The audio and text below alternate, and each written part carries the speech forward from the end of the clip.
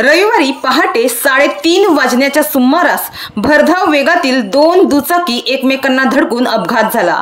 या अपघातात दोन तरुणांचा जागीच मृत्यू झाला तर एक तरुण गंभीर जखमी झालाय। या अपघातात दुचाकीस्वार सूरज शनिवार पालवा आणि अक्षय विलास आडगा यांचा जागीच मृत्यू झाला तर रुपेश गडग हा तरुण गंभीर जखमी झालाय। त्याला उपचारासाठी काशीमीरा येथील रुग्णालयात दाखल करण्यात आले आहे।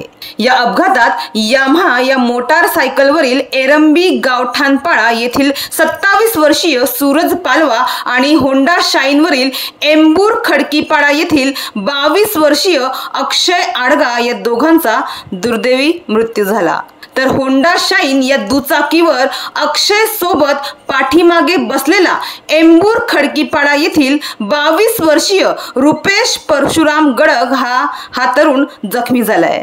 3 मे रोजी पहाटे 3:30 वाजण्याच्या सुमारास सूरज पालवा हा त्याच्या मित्राची यामाहा मोटारसायकल घेऊन एरंबी गावठाणपाडा येथून सावरा दुर्वेस रोडने दुर्वेस येथे जात होता तर अक्षय आडगा व त्याचा मित्र रुपेश गडग हे त्यांच्या होंडा शाईन या दुचाकीने दुर्वेस येथून खडकीपाडा एंबूर येथे घराकडे जात असताना एरंबी गावाच्या बस स्टॉप जवळ सूरज पालवा याची भरधाव वेगातील दुचाकी रॉंग साईडने जाऊन अक्षय याच्या दुचाकीला समोरून जाऊन धडकली। त्यांच्या दुचाकीची समोरासमोर जोरदार धडक बसल्याने हा भीषण अपघात झाला।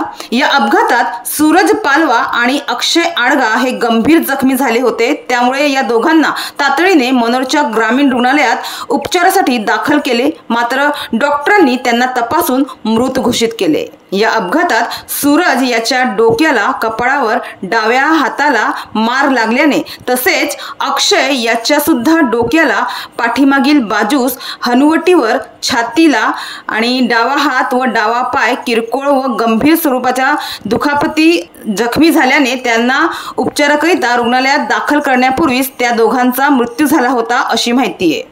अक्षय आडगा याच्याबरोबर मोटारसायकलवर पाठीमागे बसलेला रुपेश गडग वय वर्ष 22 राहणार एंबूर खडकीपाडा याला गंभीर दुखापत झाल्याने त्याच्यावर प्रथम मनोरच्या आस्था हॉस्पिटलमध्ये उपचार करण्यात आले, मात्र त्याची प्रकृती गंभीर असल्याने त्याला पुढील उपचारासाठी काशीमीरा येथे रुग्णालयात हलवण्यात आले आहे अशी माहिती मिळाली आहे। तर या प्रकरणी मनोर पोलीस स्टेशनमध्ये अपघाती मृत्यूची नोंद करण्यात आली आहे।